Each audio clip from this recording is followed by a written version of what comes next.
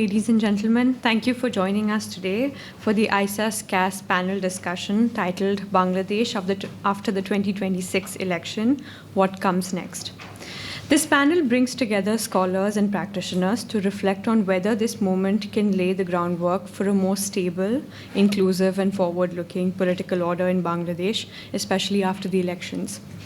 And to commence the session, I would like to first invite Mr. Andreas Klein, Director, Regional Program Political Dialogue Asia at KAS, to deliver the opening remarks. Please.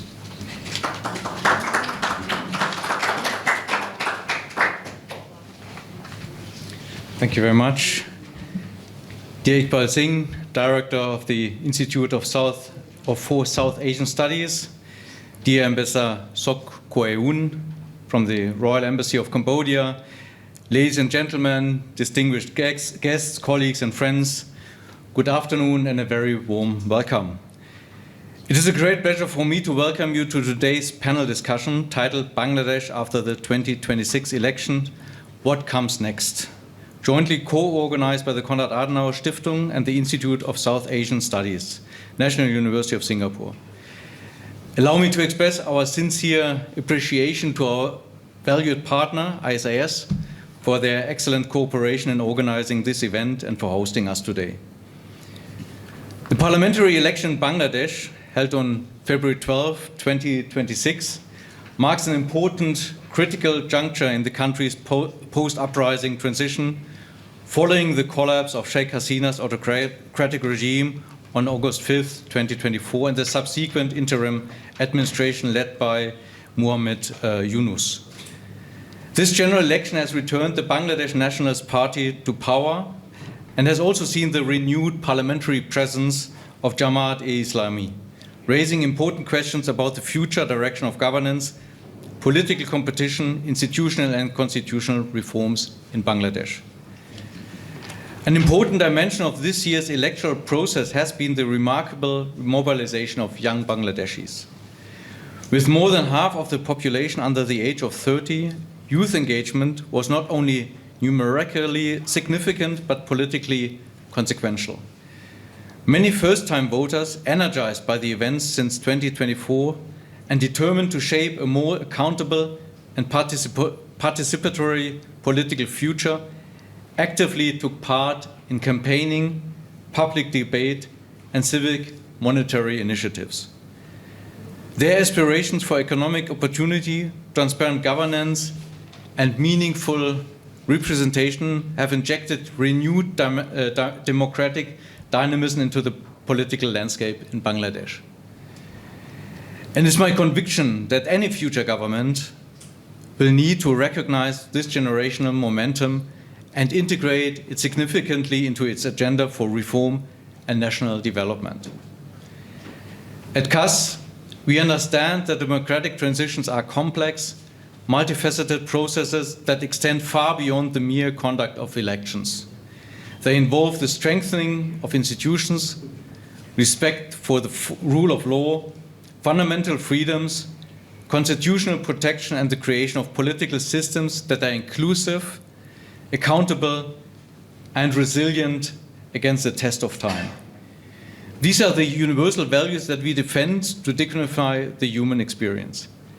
Seminars, as such as today's, provide an important platform to convene and to reflect on these issues and to better understand the opportunities and challenges that lie ahead for Bangladesh. And I would like to extend a special word of appreciation to our distinguished panelists, particularly to those ones who have traveled all the way from Dhaka and luckily were not affected by the ongoing war in the Middle East, to join us for this discussion. Your willingness to share your expertise and perspective is deeply appreciated and greatly enriches our dialogue today. Finally, let me thank all of you in the audience for taking the time to join us this afternoon. With that, it is now my esteemed pleasure to invite Associate Professor, is that correct, Iqbal Singh? Yeah, of course. Iqbal Singh, Sevilla, you take the moderation. Director of the Institute of South Asian Studies, who will chair today's panel discussion. Thank you very much.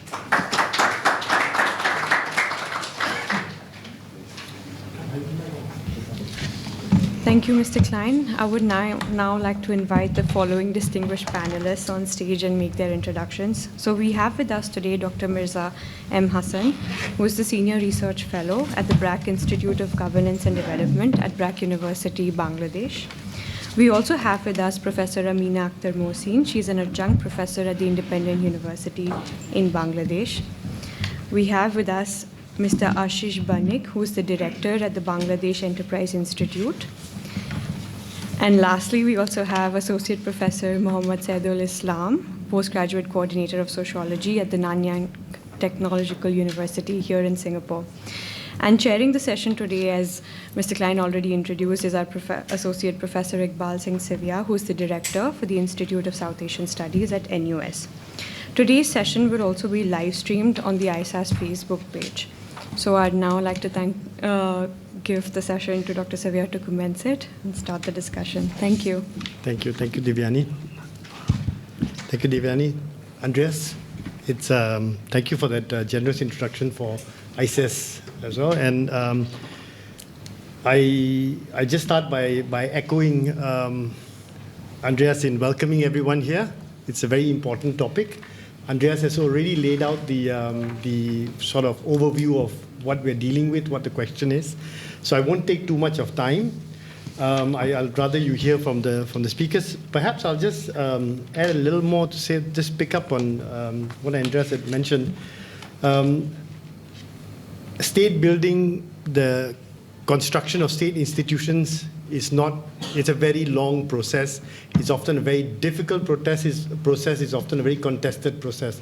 When I teach history of the modern world, etc., I often remind my students that we look at the French Revolution like it happened overnight. It was a process that took decades to build. It wasn't an event, it was a process.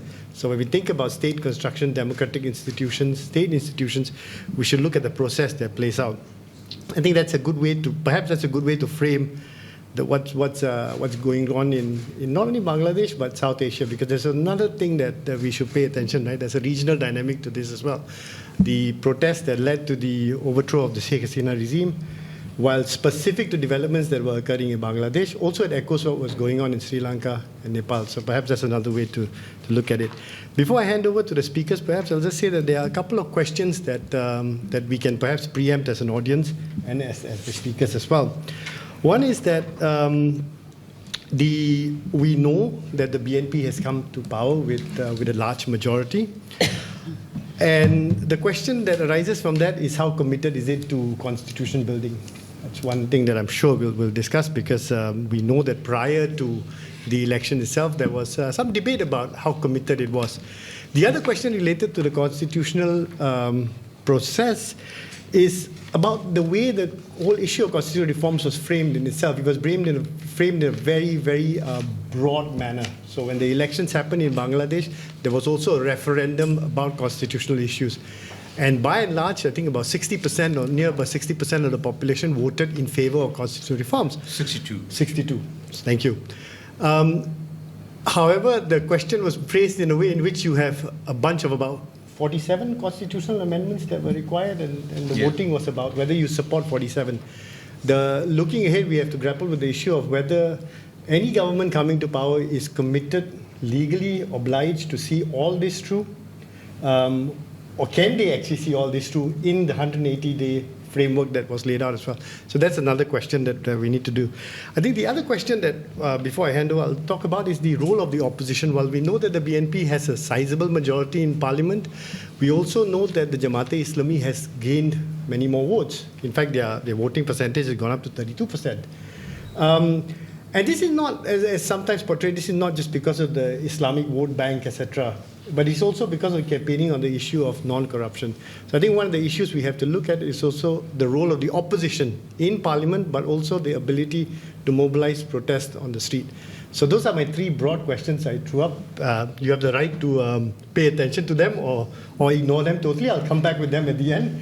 So let me start with, and I'm going to go in the order of the names that are listed. So Dr. Mirza M. Hassan. If I may, there is a logical sequence. Okay. If he starts with the election itself, then it would be helpful for people to understand me. Sure.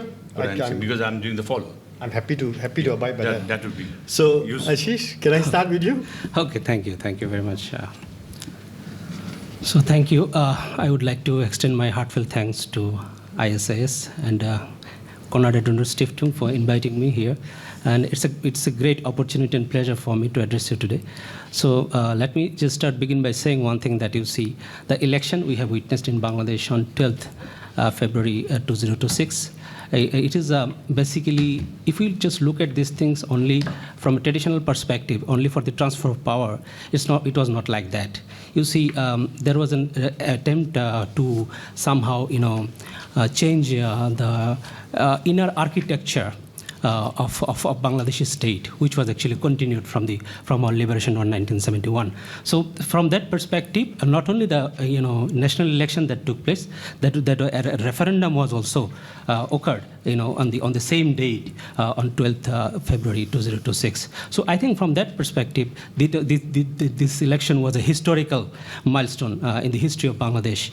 So let me just give you a short perspective on this. In terms of national election, of course, there was broadly two alliances. One is that led by Bangladesh Nationalist Party. There was 10-party alliance were there, and another alliance was led by Jamaat-e-Islami, or another large party in our country.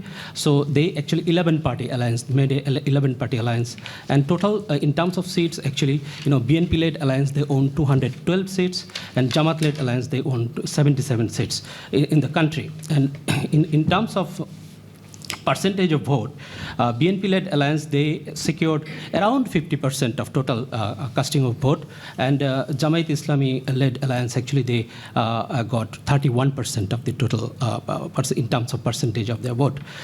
Yes, if you just look at the turnout, at least 60 to 61% actually was the actual participation of voters. So from that perspective, you can term this election as a free, fair, and participatory election, no doubt about it, but not fully inclusive. Why? Because as one of the major political party, Bangladesh Awami League, they were denied to take part in the election. So this is a fact. So because they also actually represent a certain constituency in our country. So that is one issue. But so far, in terms of, if you just look at these things, the kind of turmoil Bangladesh had been experiencing since the fall of Awami League government on August 5th August 2024. So from that perspective, this particular election brought stability, no doubt about it. Right now, people are feeling safe. People got the opportunity to cast their vote. So from that perspective, I think this so far, Bangladesh now on the right track towards the path of parliamentary democracy once again. So from that perspective, we can term this election from that way. In terms of the referendum, yes, of course, what we found that 62% voter turnout that took place over there. But in terms of, out of this 62%, yes votes, that actually around 68%. But no vote, actually, that constitute 31.74%, and this is a very huge amount. Of course, this will also bring some obligation, particularly on the terms and conditions that the way the referendum took place. Yes, the referendum is a big, I would say it's a big milestone, but the way the referendum has been conducted, and there are some issues over there. Of course, people do have different mindset and different perspective on this. So let me just look at, because my colleague Dr. Mirza will look at this issue from and explain these things. He will explain the different political parties how they're looking at this referendum particularly. So let me just highlight one point, the question actually that was raised by Dr. Iqbal. If you just look at the politics in Nepal and also in Sri Lanka, in both cases, you see the Gen Zs. Actually, they were in Nepal, they are right now in power. And in Sri Lanka also, we see that somehow a fundamental actually shift that took place in the politics in Nepal. But if you just look at Bangladesh, that to some extent, I think that did not actually happen. and if you, from broader perspective, if you look at these things, in Bangladesh, both in Nepal and Sri Lanka, the demand of Gen Z, actually, it was focused on, countering corruption and also for good governance. But in Bangladesh, the demand was something else. They would like to reconstitute the interstate craft, and that was the issue. And that was a very serious issue. And for this reason, actually, that referendum came out. Because the argument is that you see the way Bangladeshi constitution or Bangladeshi political system is actually generating one kind of autocratic culture within the system, it needs to be prevented. And this is the basic premise, and basic rationale why this referendum that took place. So yes, this is in broader scale, this is the major difference between Nepal and Sri Lanka and Bangladesh. And another thing is that you see, in terms of Gen Z, 6 reasons basically we can highlight for their limited success in Bangladesh. One is that the identity delusion. Why? Because look at the narrative of July Revolution. The problem is that you see the kind of narrative that was propagated, that was spread during the revolution. Later on, the way, to some extent, it seems to me that you see when the Gen Z actually aligned with a particular political party, and which is a bit, center to the right, a bit. So that actually, to some extent, compromised their narrative. That the way they actually what they propagated during the July Revolution. Another thing is that is a continuous. We have seen continuous internal fragmentation and resignation within the Gen Z party, and they formed a political party, NCP, and that actually took place on a regular basis. And another big issue is that in Bangladesh, particularly if you just look at the political demography in our country, it is basically divided between 2 big political parties. One is BNP, another is Awami League. And of course, Jamaat is also a big player. So for Gen Z, I think it might be a bit very much difficult for them, to create a space within the political system, which has already been, to some extent polarized. So that may be the third reason. The fourth reason is that you see the way women came out and during the July Revolution, and somehow,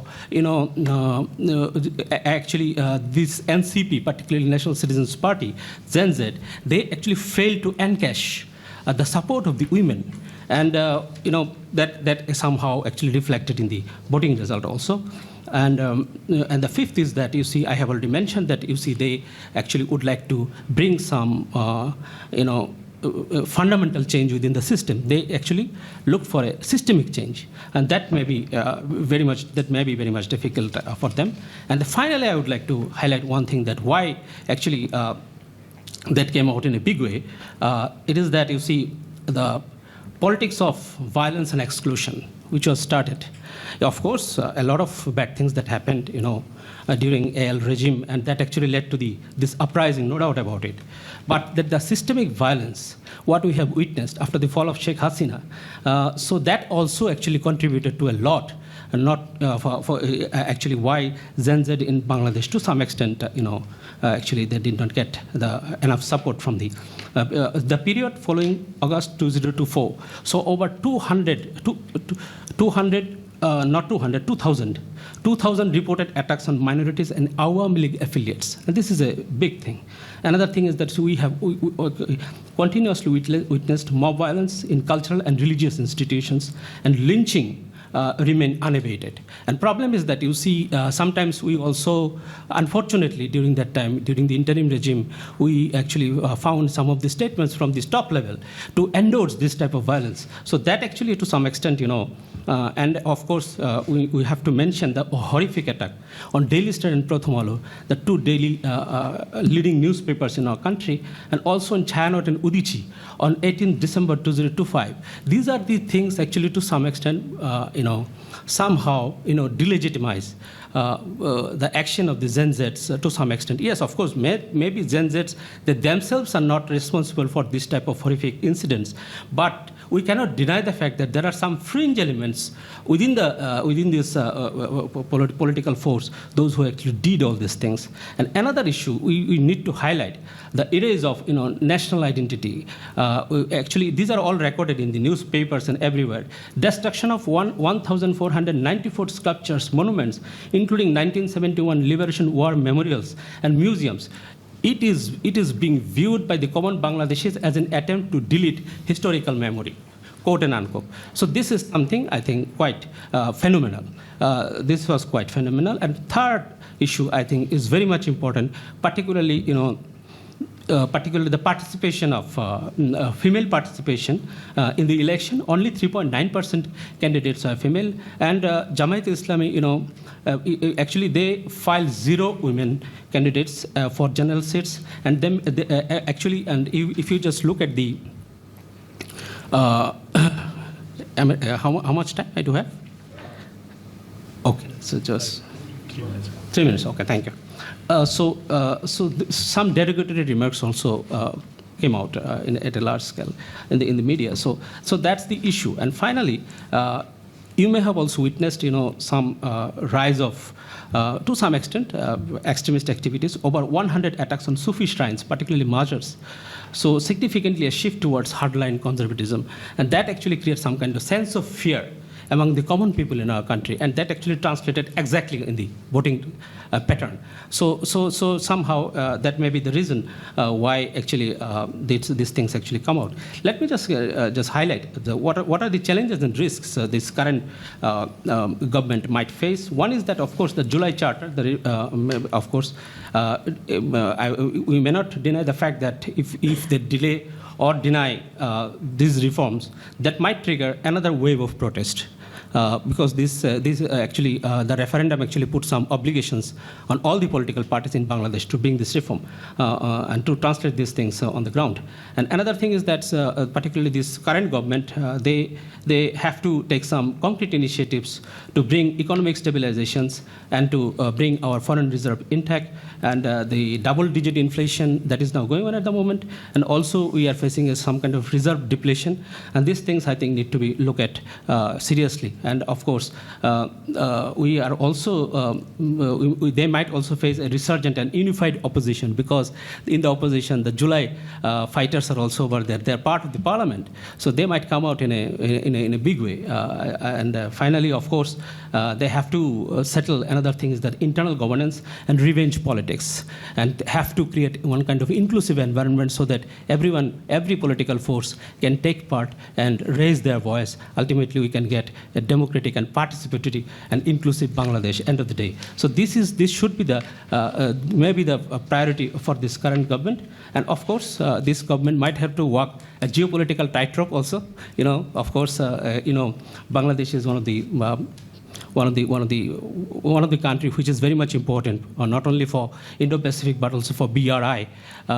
So from that perspective, so they might look at these things from that perspective. One final point I would like to conclude my speech. One is that you see one of the significant thing is that you see the rise of Jamaat-e-Islami from margin to the main opposition. So last elections they got only 7 to 8% vote. Right now they got 31% vote in Bangladeshi election. So why that happened? Three specific reasons it seems to me. One is that Jamaat student wing, Islamic Chhatra Shibir, was highly active during the 2024 student-led uprising. We cannot deny this fact. This earned them strict legitimacy among a Gen Z electorate that had never been seen in power. So that is one issue. Another thing is that you see there is a strategic alliance they also did with NCP, because National Citizens Party, they basically aligned with Jamaat-e-Islami. So this, to some extent, that actually created the grassroots support from the Students Against Discrimination movement, Boishomya Birudhi Chhatro, and their affiliates around the country. So they can capitalize on their support. And finally, of course, we cannot deny the fact that Jamaat-e-Islami more disciplined than any other political parties in our country. So from these three perspectives, I think they did very well in this election. So from that that perspective, I think the election which took place in Bangladesh, it actually brought Bangladesh into the path of democracy and parliamentary democracy, of course. And best of luck for everyone for this election. And it's a great relief for all of us.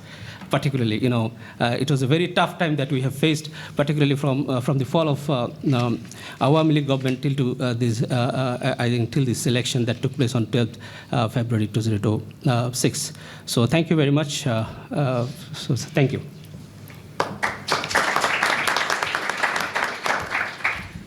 Now, can I invite Dr. Mirza Hassan? Sure. Thank you, Professor Iqbal Sivia. That's how you pronounce it? Okay, all right. And ISAS and the Konrad Adenauer Stiftung. So that's the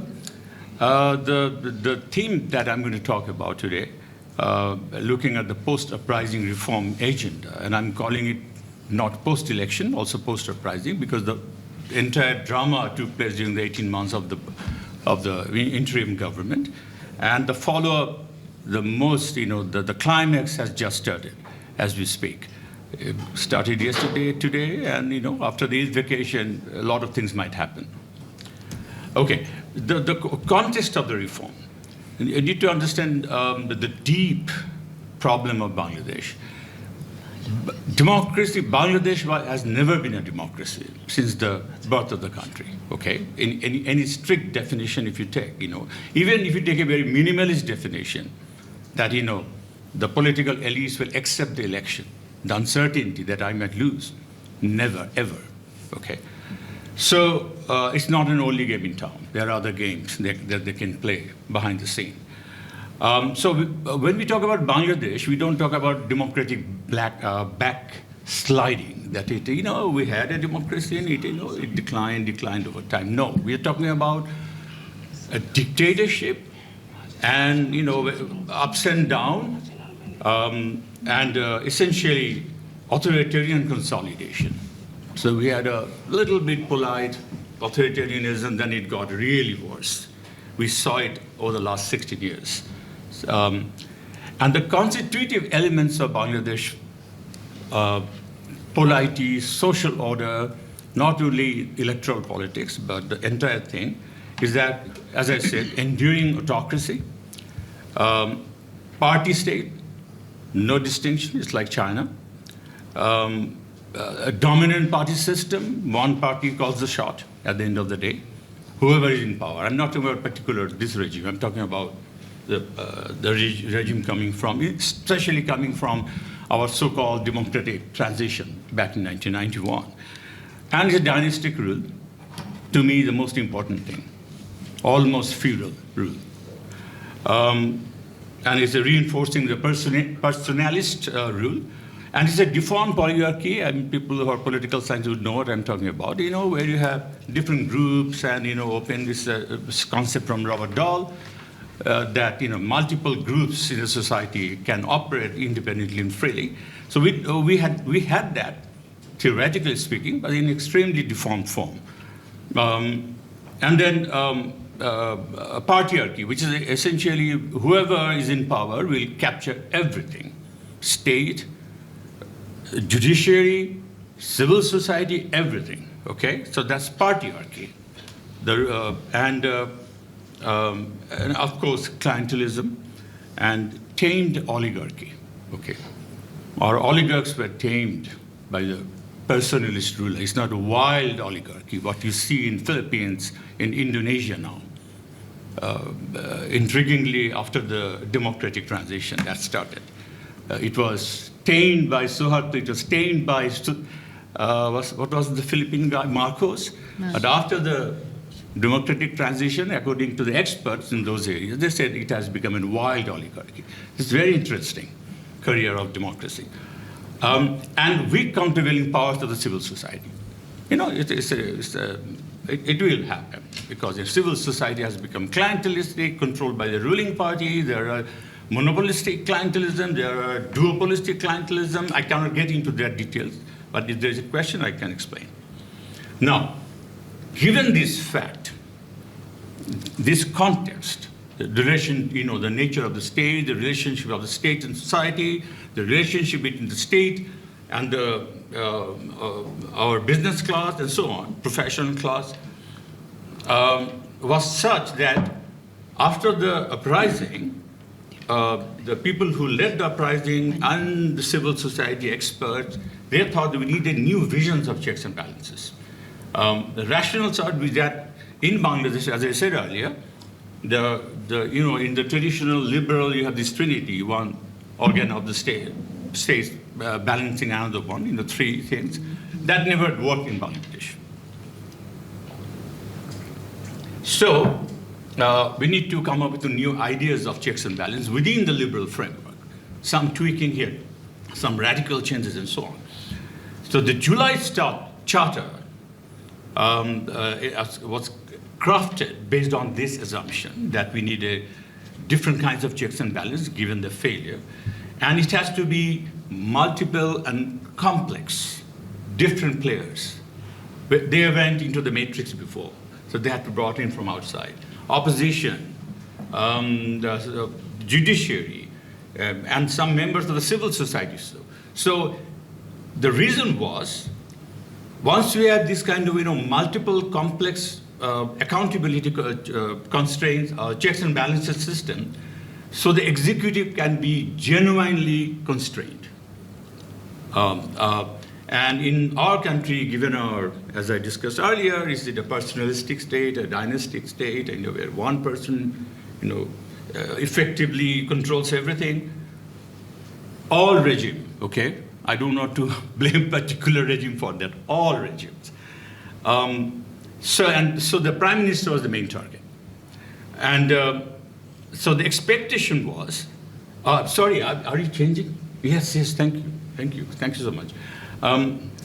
So the expectation was that in the implementation of these new forms of checks and balance would lead the dispersion of power, genuine dispersions of power, de jure, and then it will neutralize the power of the prime minister, or prime ministerial dictatorship that started from the 1972 Constitution itself.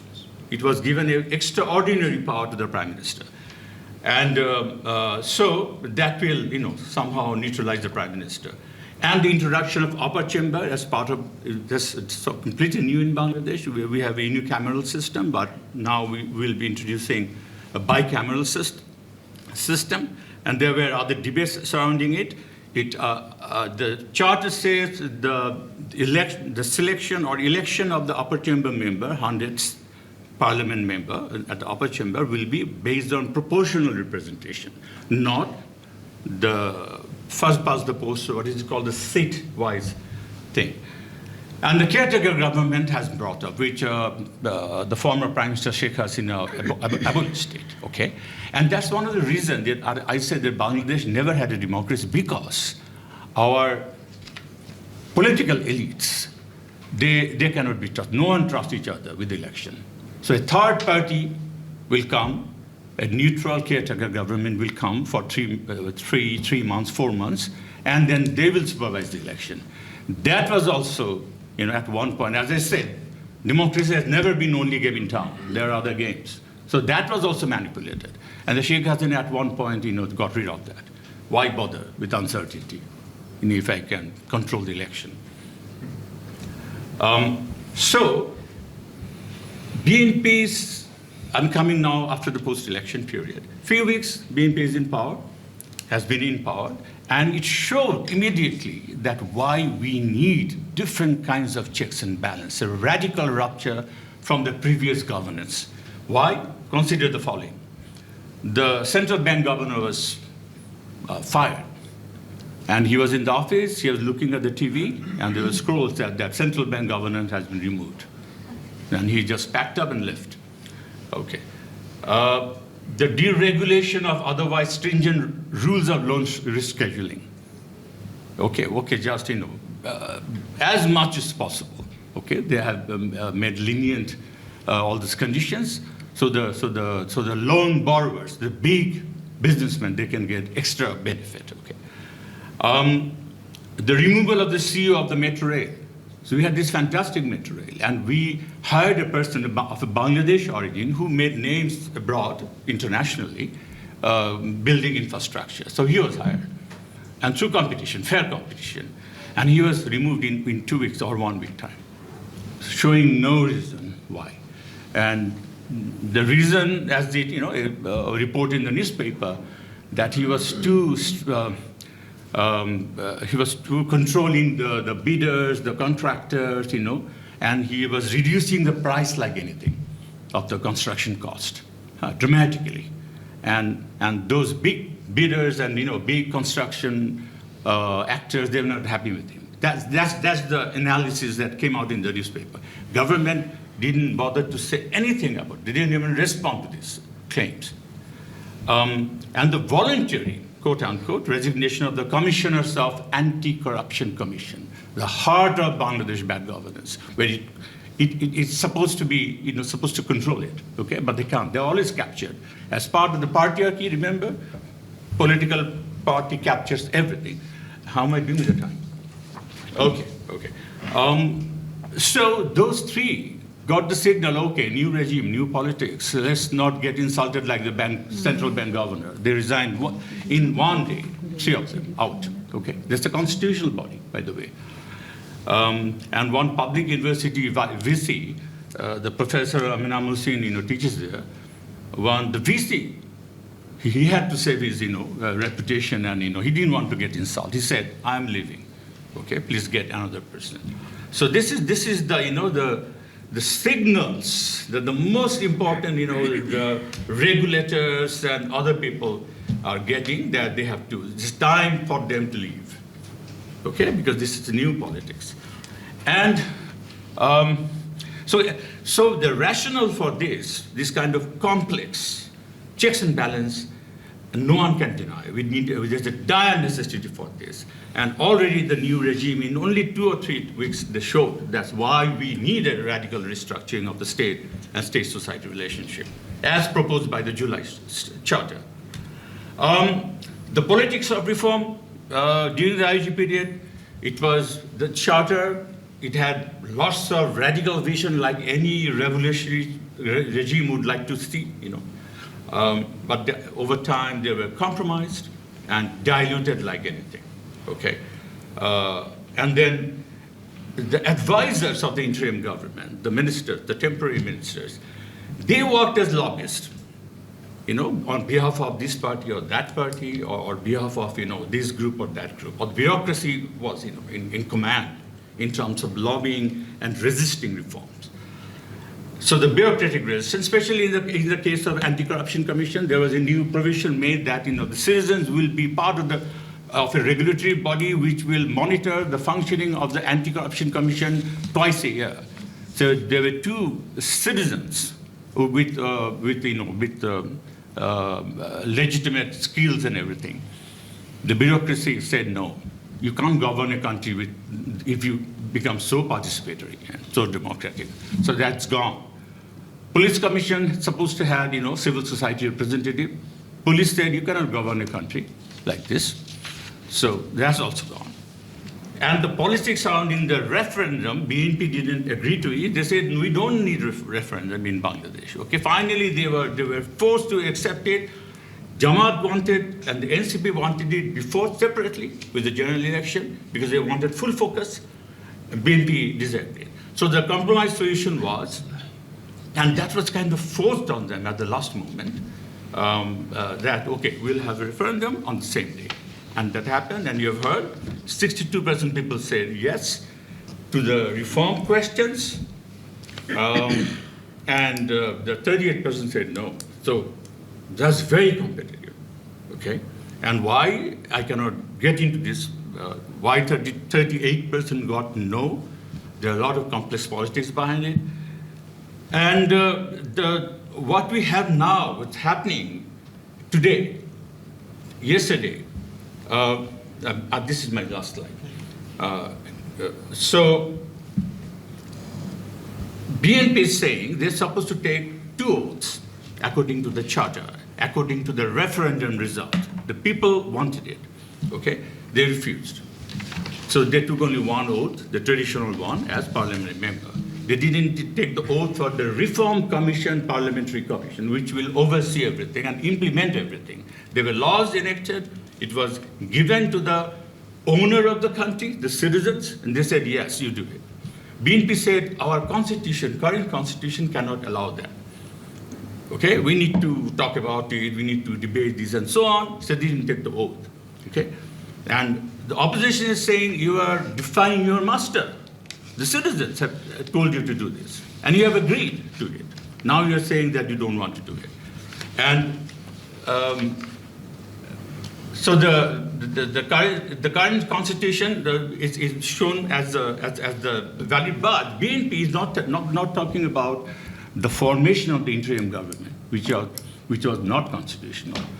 The formation of the what is that? The charter, the July Charter itself, and all these things, these are all beyond constitution.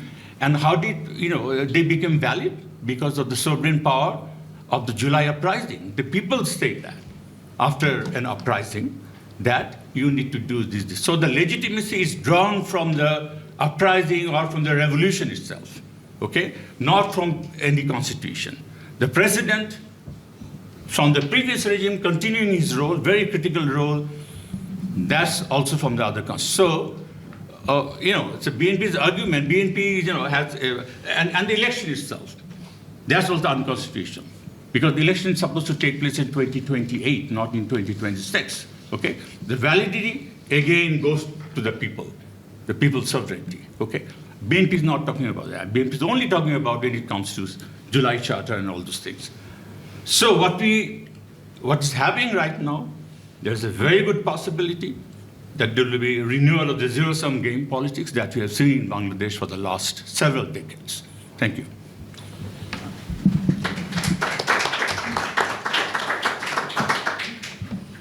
I believe just to add a constitutional point or contextual point is that yesterday the Constitutional Reform Council was to be called, was due to be voted in, right? It has expired yesterday. It's expired yesterday, yeah. So that opens up a whole new question. Yes, right? absolutely. Yeah. Thank you so much. Now, can I move to Professor Amina Mohsin, please? Yes, thank you.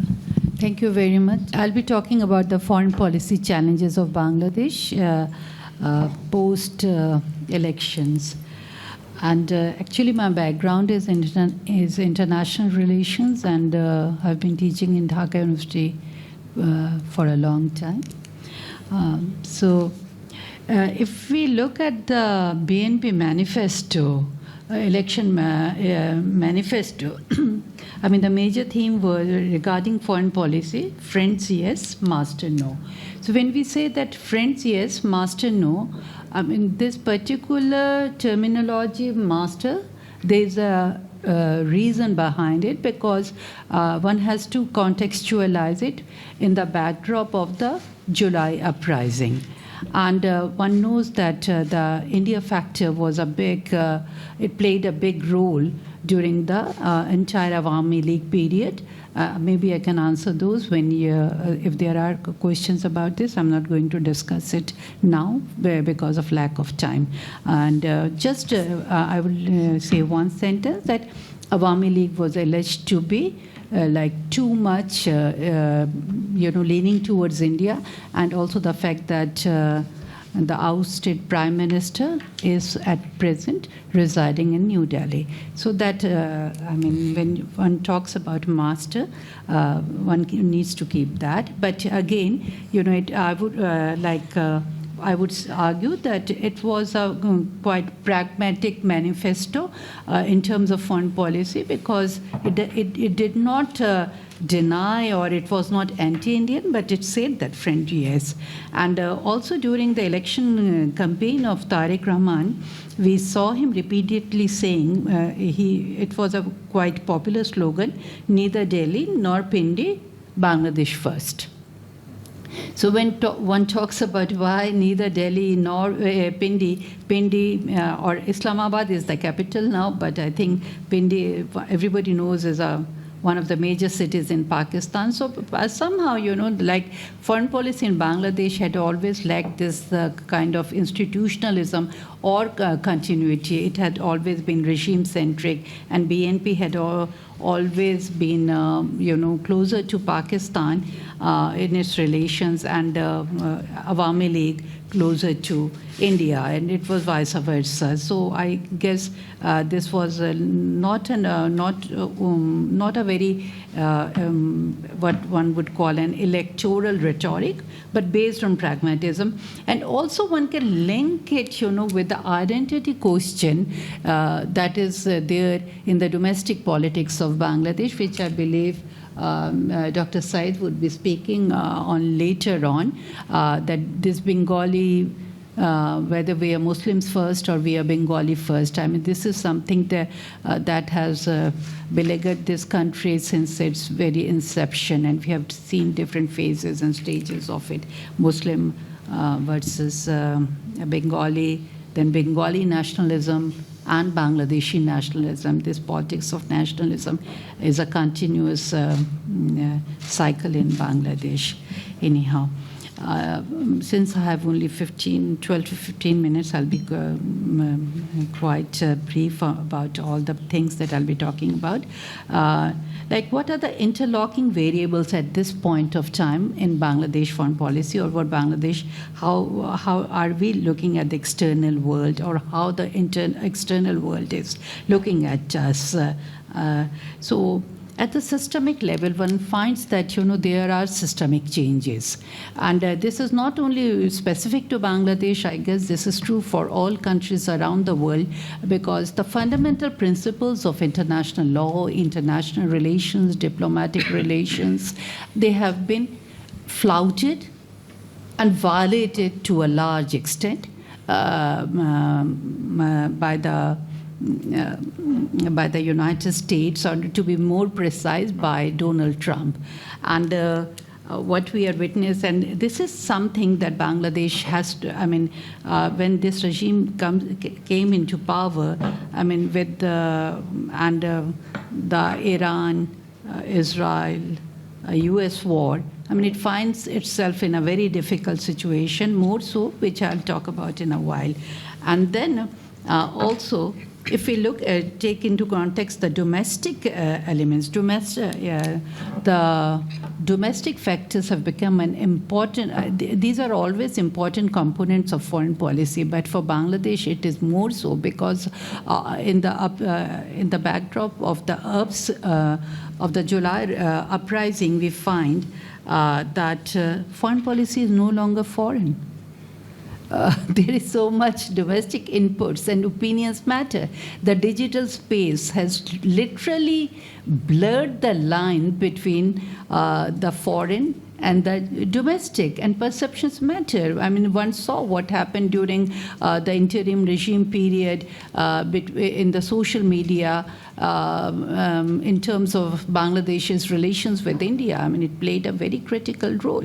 And youth, as rightly pointed out by my colleague Ashish, that youth plays a very important role. And the July uprising, one of the major driving force behind the July uprising was not only, what was happening internally, but also Bangladesh's relations with India mattered at that point of time, and it still matters, but because we have had 3 consecutive elections which were literally not elections. And India's role in it, one cannot deny. So those are very critical. These are very critical factors, and these remain very critical factors in Bangladesh's not only domestic context, but also political, foreign policy context. That's why I said, those are not merely electoral rhetorics, that neither Delhi nor Pindi.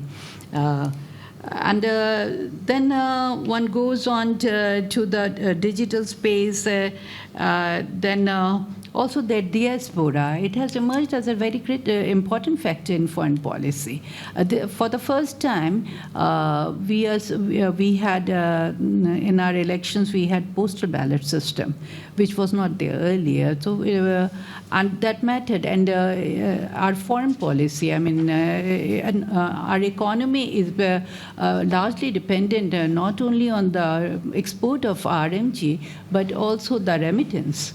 So like the people who are in the Middle East or in North America, they are important sources of remittance for Bangladesh. So these were important factors.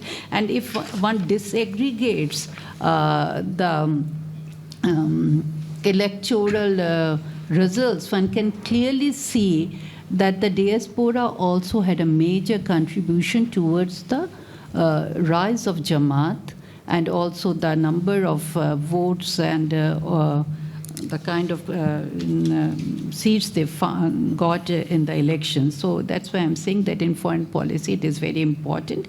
And we have now, across the world, we have little Bangladesh. So it's almost like the imagined community being there. So what are the major challenges for Bangladesh? How much time do I have left? I have 5 minutes? Okay, thank you. So major challenges, I would say that, as I pointed out earlier, the trade or economic diplomacy, that is something Bangladesh has to strengthen its economic diplomacy and trade remittance. These are the major, the founding blocks of Bangladesh's economy.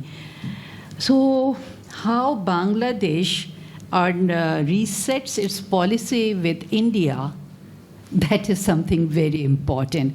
And I guess it's not only for Bangladesh, how India resets its policy towards Bangladesh, that is also very important. I think India needs to recognize the fact that it has lost a generation in Bangladesh. This is something I have been telling my Indian friends all along, that you are not understanding that a new generation has come up in Bangladesh which did not have the chance to cast their votes. Not only that, India, for whatever, for X number of reasons, is looked upon as a hegemon perceived as a hegemon in Bangladesh. So these are important factors that one has to say. And Indian foreign policy towards Bangladesh had been regime-centric. And India had always found it very comfortable to work with Awami League, and there were reasons for it, because Awami League took care of its security needs.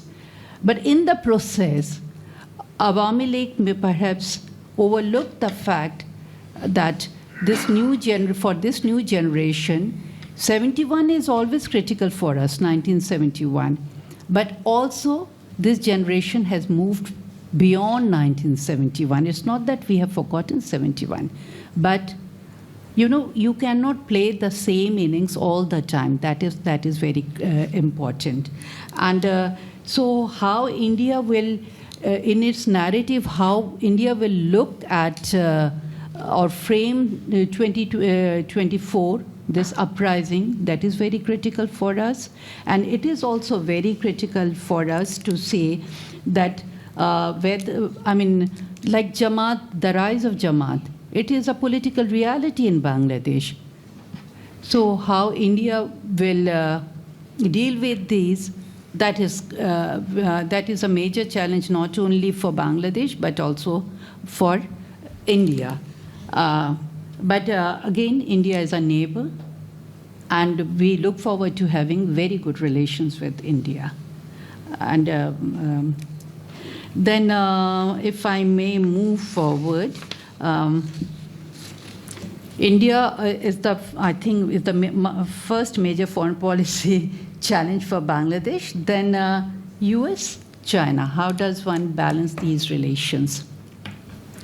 This remains till date. This remains a puzzle to me, that why on February 10, just 2 days before the elections, the interim regime signed a very important trade agreement with the United States, which has seriously constrained and jeopardized the economic sovereignty of Bangladesh. And there is this particular clause of third country. And this third country, if one goes through this big document, is obviously, I'm just finding up, it is China. Bangladesh has, one needs to see that how the BNP regime will handle this, because China is a major investor in Bangladesh and deeply involved in the development activities of Bangladesh. And also, more importantly, China is not perceived as a hegemon in Bangladesh. So that is also very critical to see. And then, so, you know, this act of whether one likes it or not, Bangladesh would have to balance and hedge between these two the countries. And Rohingyas, the Rohingya issue, the Rohingya refugee issue, that is something very critical for us. From human security, it has turned into a national security issue. And just 1 minute, please. And what are the options for us? I think Bangladesh has to look for, for regionalism. It has to revive and reactivate its look east policy and multilateralism, regionalism, minilateralism, issue-based foreign policy. Thank you. Now, can I call on Professor Saidul Islam, please? Can I go there? Yeah, sure. Okay. Very good. Okay, thank you so much. My moderator, fellow panelists, distinguished guests, colleagues, friends, ladies and gentlemen. Today we are talking about Bangladesh after 2026 election, what comes next, actually. So we actually got some kind of particular picture from the panelists. So what I'm going to do is kind of giving a sort of broader picture of what actually happened and what is going to happen. So just to give a little background of Bangladesh, perhaps all of us are kind of familiar with. You know, in the last 16 years of Bangladeshi history, especially from 2009 to 2024, Bangladesh was basically a kind of plundered republic, something that I call a kleptocratic fascist regime. Perhaps you know that Bangladesh managed to, at the time the government, siphoned off $2,034 billion. The entire banking system was a kind of black hole. There was the theft of national reserve. We also know a lot of scandals like Salam Group, who managed to plunder 1.6 trillion takas from Bangladesh Bank. So all these pictures, perhaps you understand, and also there are a lot of mega projects that Bangladeshi people can be proud of. But at the same time, my analysis shows that all these mega projects were basically the epicenter of corruption in Bangladesh. There was a huge and massive human rights violation, extrajudicial killings, also the judicial killings, enforced disappearance, political repression. There were at least 6 different massacres happened during that regime, including Pilkhana massacre, killing 57 army officers, as well as Shapla Chattor massacre. And not only that, we also know that there were 3 sham elections. And in this context, actually, July Revolution happened.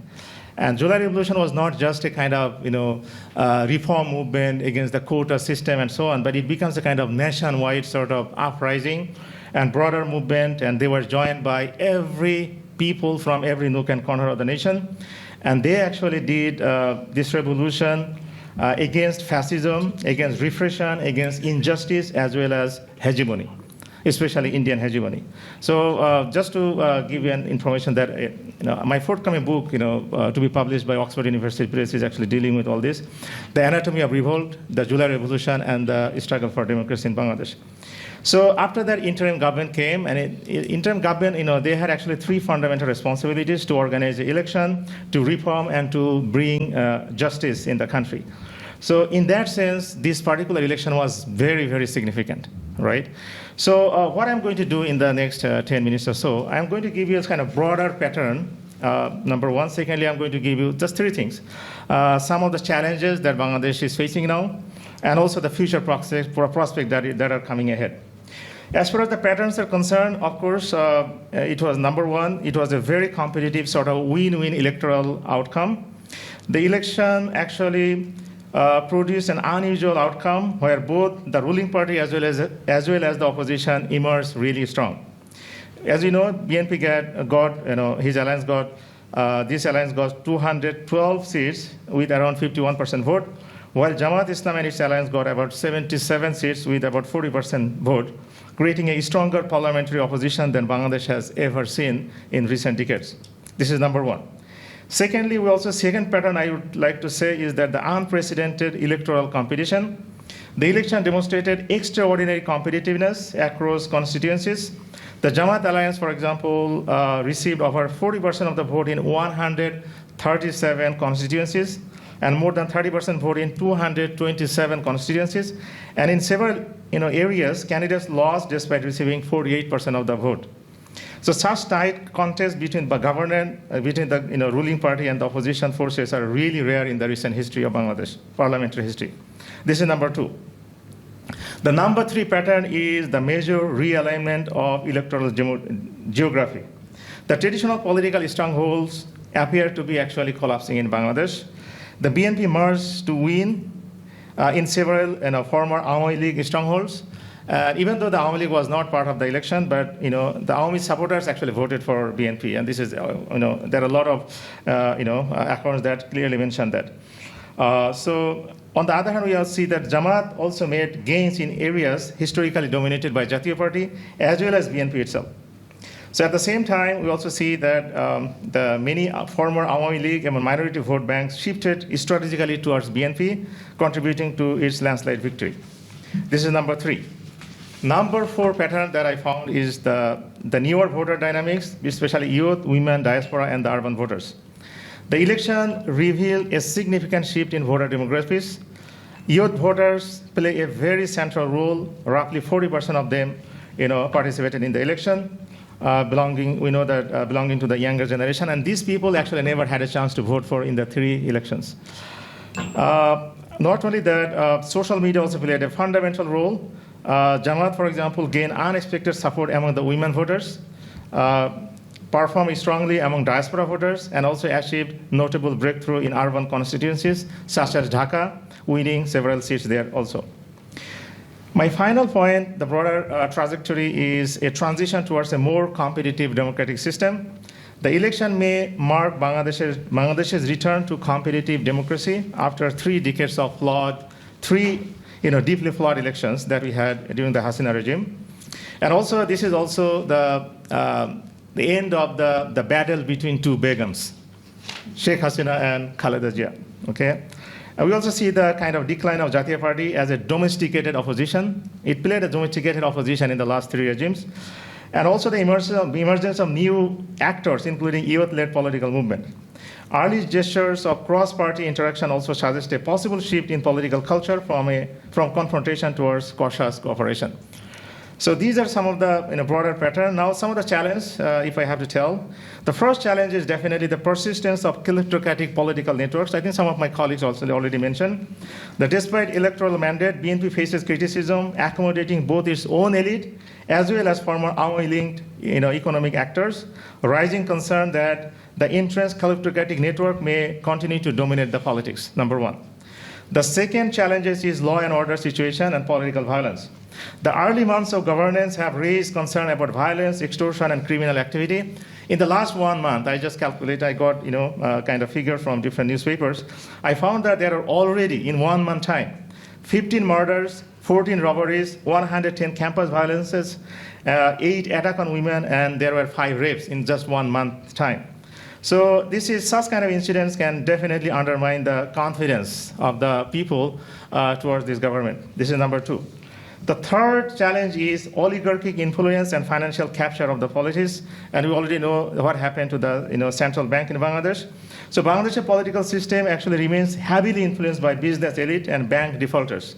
BNP already had 70% of the MPs who are bank defaulters, and this is something that Election Commission did very deliberately. They are not supposed to contest in the election, but they are kind of allowed to contest. So reports indicate that a large portion of MPs have a strong business interests, rising fear of economic oligarchs. Okay, yeah, I'm going to finish. And that may capture the state apparatus, particularly in financial institutions. And that is already happening, by the way. Number 4 challenge, there are many other challenges. I'm just focusing on 4 or 5, for the sake of time. Number 4 challenge is politicization of state institutions. Okay, so these challenges basically the continuation of partisan appointment in key institutions, already my colleague mentioned, including the regulatory agencies like central bank, universities, judicial bodies, right? If political loyalty continues to overweigh merit, institutional credibility may again deteriorate. And my next challenge is basically the geopolitical and economic pressures. We all know that Bangladesh must navigate intense geopolitical kind of tension among India, China, as well as the United States. External pressure combined with economic vulnerabilities such as energy shortage, global market vulnerability, all these actually create a complex environment of new government, right? So it's really real challenge for the new regime. Now, what is the way out? So let me just point a few things and then I will wrap up. The first one is there is a need to implement meaningful political and constitutional reform. The referendum, which got a kind of huge majority, approving the July Charter reform agenda reflects a strong public demand for structural change. For democratic consolidation and reform must strengthen electoral institutions, judicial independence, and checks on the executive power. And these are some of the hallmarks of this July Charter. The second way forward is institutionalizing competitive democracy. A strong ruling party and a strong opposition provide an opportunity to institutionalize genuine parliamentary competition. This could prevent re-emergence of authoritarian dominance that characterize the previous decades.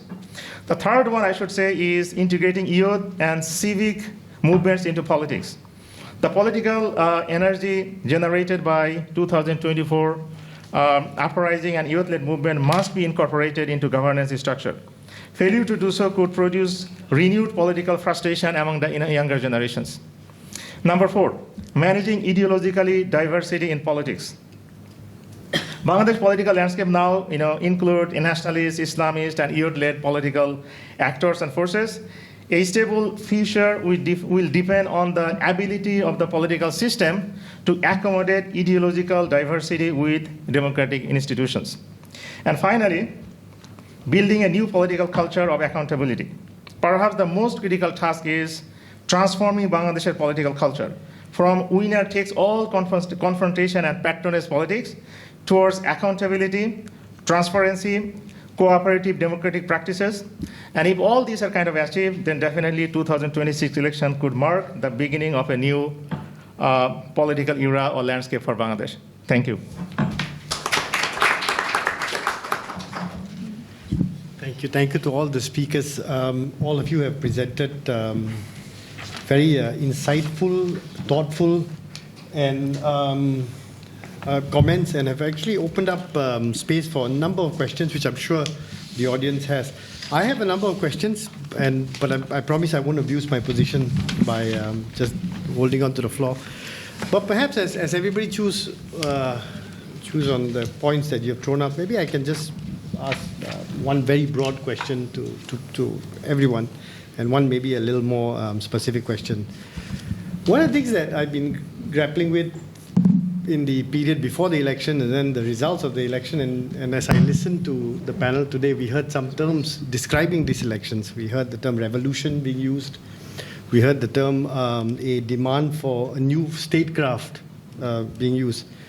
Yet what we find is that the status quo is still in power in Bangladesh. So how do we square the referendum vote and the vote that actually brought the status quo party to power, right? And I myself am grappling, so I'd like to hear, is this a vote, how would you characterize this election? That's what I would like to hear. Do you see this as a vote for protest? Or do you see the vote for people's demand for participation? So whoever I vote for, at least there's a process in which I feel I can vote. Or is this an election where people voted for a new form of patron-client relations that, the Awami voters can vote for BNP as well? Is there a reshaping of that?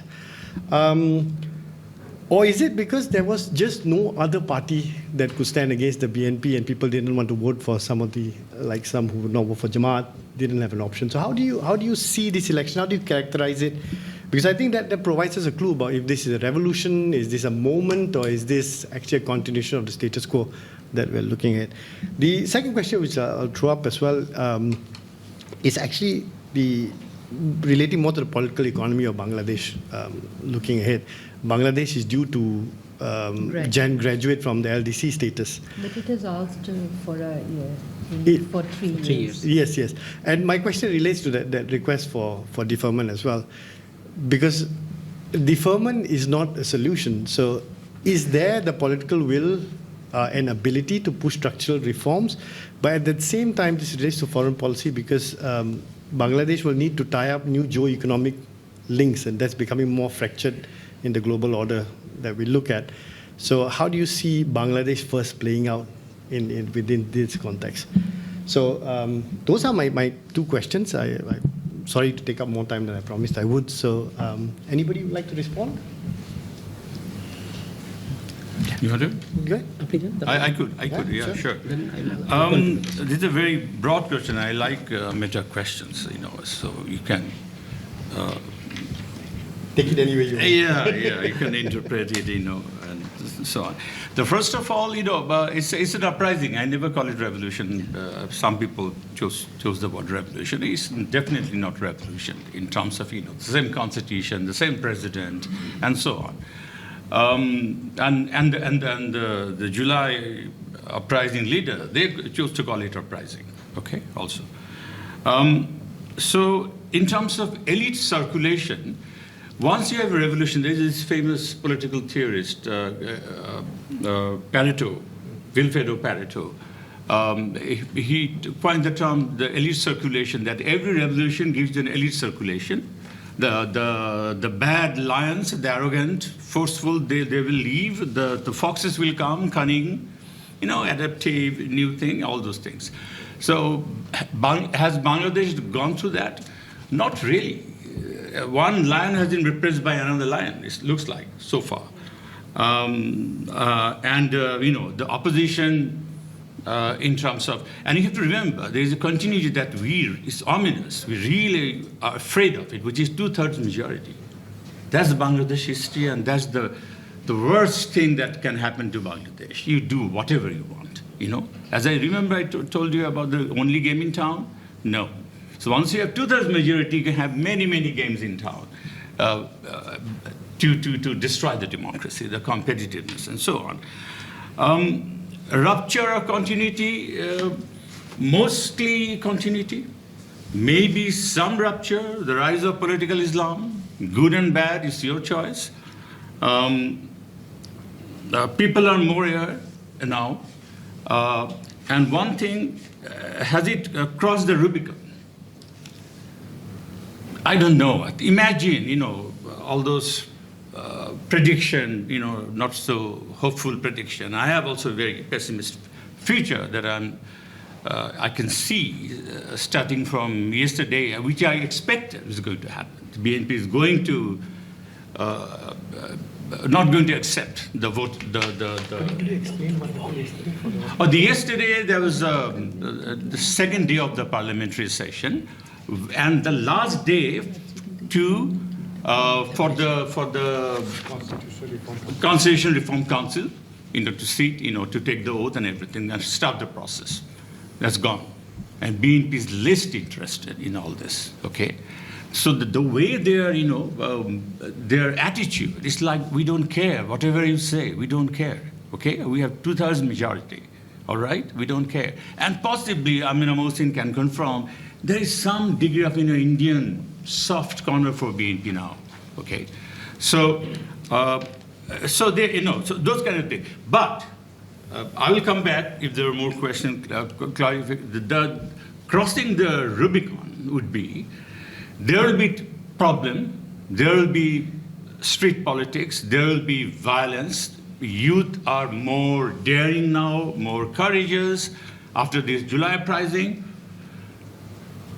Sheikh Hasina could control this the Jamaat and BNP, they gave a big fight for the last 16 years, but they failed. Why? Because the entire state machinery, security machinery, was with her. The army, the RAB, the security forces, the police, completely politicized. Now, will they dare to do that again to help BNP? I'm not sure about that. Definitely not army, definitely not police this time. So we are entering a very unpredictable time in Bangladesh, which we have to wait and see what happens. Thank you. Stop here. Okay, I just... by the way, I wasn't being pessimistic. I was being the devil's advocate to stir this debate. So. Okay. Just to disagree a little bit. He said that it's not a revolution; it's a kind of uprising. But with due respect, I disagree with that. I think this is a kind of revolution. The uprising also Bangladesh had in 1991, for example. Uprising happens and everything is kind of settled, new regime come and everything is gone. In a kind of different way. But this time the entire structure was absolutely different. This is not, as I mentioned in my talk, that this is not just a kind of little bit of uprising and just regime change. It is not like that. The entire apparatus, the Sheikh Hasina and her entire cabinet actually, and also MPs, they left the country. People from every nook and corner, they actually, participated in this particular uprising, and they didn't just stop. So for me, I think this is a kind of continuous revolution. Even though it's not a kind of very successful one, but at least the election is there already. Then reform, justice, so they will be fighting for this kind of demand. As I mentioned in my talk, that this kind of uprising or revolution was not just to regime change, but it was against fascism, against repression, against injustice, as well as against kind of hegemonic rule over Bangladesh. So the JNG, they will continue their fight. The problem with BNP is that I think it's kind of mediating between different forces, and that is really a very challenging task for BNP. I don't know how far and to what extent it will be tilting with one stakeholder than the other. That future will tell us. But I think for the time being, what I can see is that BNP is actually pushing the people to the street, because if it is not solved in the parliament, obviously they will go to the street and try to demand for reform. And this is exactly what BNP did, in the past. In 1991, for example, in the caretaker movement, right? This is exactly what BNP did, and it was eventually solved in the street. And most probably, a lot of these things will be solved in the street as well this time. Thank you. Thank you very much. In fact, I would like to highlight 2 points. One is that we must remember one thing, that referendum that took place in the context of, it's a very fractured society. In a very polarized environment. With due respect to referendum, of course, it's a very good thing. It's an ideal situation that we would like to reach out, just to bring some transparency and accountability within the system. But the way it has been somehow took place, we cannot deny the fact that you see the issues which has been highlighted in the referendum. Within a very short span of time, it's very much difficult to reach out to at the grassroots level to sensitize the entire population on each and every issue. So that is a big thing. Another thing is a very unfortunate. During interim government's regime, you see there was a constitutional reform commission that was formed, and they were the part of the government. But when you are the part of the government, you cannot itself come out and propagate for yes vote on the ground. It actually contradicts the basic philosophy of free and fair election, and that was actually raised by that time election commission by itself. But if you just look at the entire Bangladesh, the entire state machinery, even the local government, they came out and they actually propagated for referendum, and that to some extent actually raised a question mark on this. The second issue is that you see there is to some extent, yes, I'm just criticizing it from a positive mindset. Of course, I'm not a person not denying the facts that what has been written in the referendum. Another thing we need to remember, you see, from the very day one, BNP was citing one thing, that there were some dissent they have marked when actually in the month of October, maybe all the political parties, they sat together, and they, on certain occasions, on certain issues, they agreed, on certain issues they did not, But there was a standing order that came out on 13th November, might be, in 2025, signing from the president. And that time it was becoming an obligatory for all the political parties. So now the political parties are coming out, actually we put our dissent over there. So BNP was saying like this right now. So this is one kind of some loopholes were there from the very beginning of the referendum.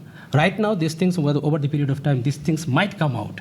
Actually for the political parties, they might raise these points and actually say their points to the public. Yeah.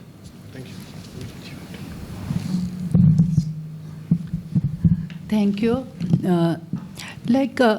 Bangladesh is a very interesting case or story. Bangladesh has always defied textbook definitions. One has to accept that. I mean, it's not only argumentative, it is also very chaotic, and Bangladesh has a very deep society. So when you ask this question whether it is a revolution or it was an uprising, I mean, we can't engage it within the textbook definition of it. I mean, one has to vacillate between the two, but if I look at it, I would look at, it was an uprising with some revolutionary aspirations, okay? Revolutionary aspirations in the sense that one wanted a structural reform. One wanted qualitative changes. But as you pointed out, that the status quo remained. Yes, the status quo remained because for 18 years, the opposition parties also had been in the movement. So when the youth joined in, the youth were there, the opposition parties were also there. So it was like the status quo is there, but you see new forces also emerging. So the aspirations were revolutionary, but again, we said that because the president remained, he was the president from the earlier party, because otherwise there would have been a constitutional vacuum. So all these issues remain very critical for us. Still, we have the same president. So that's why I said that we have always defied textbook definitions, but we do not necessarily have to follow the Western definitions. Maybe our situations are different, and we will have our own definitions. It is too early to say that how the future will look at it, but I would put it like that it was an uprising, but with revolutionary aspirations for systemic and structural changes. It was like that. On the question on Bangladesh's graduation, it's a very tricky question, I would say. Yes, we have the political will. I would not deny that we don't have the political will. But at the same time, the realities in the ground are very different for us. Had the economy, if things had not changed at the systemic level, say we had the COVID, then the Ukraine-Russia war, and now what is happening? So things are economic, and what happened in Bangladesh itself, Dr. Said pointed out, he narrated in graphic details the kind of economy that one has at this point of time.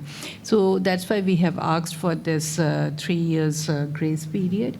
But after that also Bangladesh would be in a tough situation, unless, that's why I brought in the Bangladesh-US trade agreement, because that really ties Bangladesh's hands. This new regime, I don't know, it's a big challenge whether, one can ask that if we didn't have all these X number of wars, then maybe it would have been easier for BNP to get out of it. But maybe things will change in the US, and the US Supreme Court has already said that the tariffs are illegal. So within that framework also that the government can adopt new policies. Not only Bangladesh, 16 other countries, including Singapore is under investigation by the US on the trade issues. So we are just hoping that the things would change in the US. Thank you. Can I have 30 seconds on the question of revolution? Professor Amina Mohsin was talking about our definition, as opposed to the Western definition. There is an our definition, which was coined by a famous Arab specialist of Arab Spring. It's called Asif Bayat. He came up with a term called revolution, R-E-A-4, then revolution, which is aspiration for reform, big reforms. Okay, so that's what we did actually. Okay, without changing the state, without changing the constitution, entirely throwing it away, without changing the president, we went to the same president of Awami League. Okay, so this cannot be a revolution by any chance. But in terms of big expectation, it was reform. So, like Arab Spring countries, like many other colored revolution in the Eastern Europe and other places, this was actually a revolution rather than revolution. Thank you. Okay, with that, I'm going to open for questions. So I'll go with the first hand I see, and I see a hand over there. And I see another hand. So I'll take 2 or 3 questions together. Then I think that will allow for more. Just could I request that you briefly just introduce yourself before you ask your questions? So. Thank you for a wonderful Thank you for a wonderful panel discussion. My question is for Prof. Mohsin. I'm Raganika. I'm a research analyst at ISAS. You mentioned an interesting point about how the Bangladeshi diaspora had a major role to play in the rise of Jamaat. If you could kindly elaborate on what led to the change in the temperament of the diaspora, and whether this was a recent shift in perception or whether it was a consistent support that the diaspora showed to the, be it political or economic support to the party over the years. And if I may add another question into the mix, what impact do you think their representation is going to have on the Bangladeshi politics going forth? Thank you. I'll take it.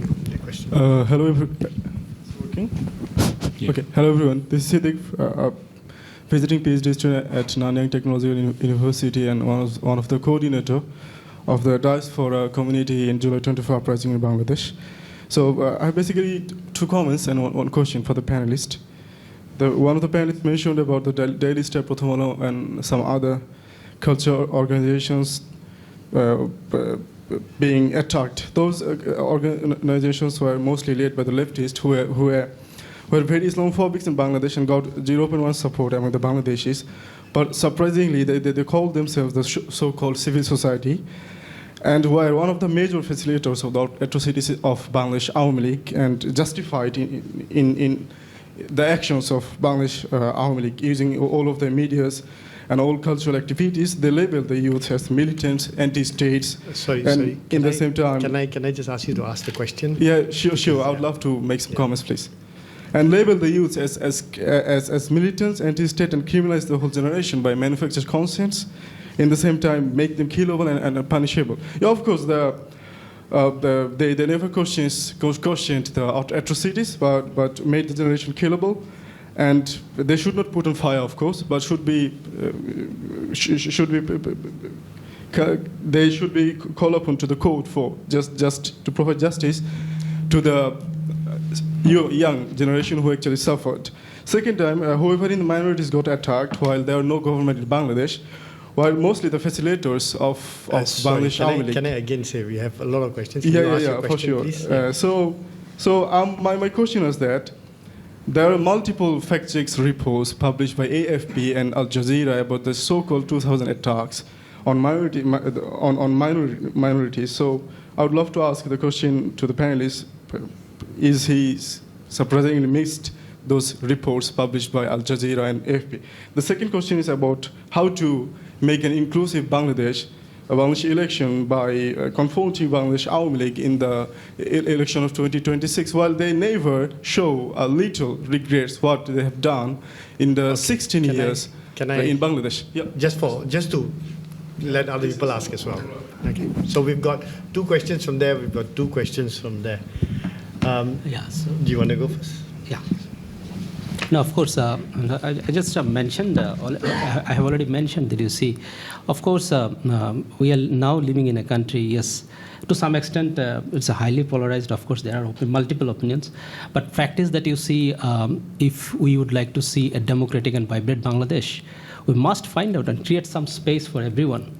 We may not like the narrative, they may did some misdeeds, yes, but they are the political force of this country. So in that case, I think it needs to be looked at from that perspective. How far we can create an inclusive political order within the statecraft, that is very much important.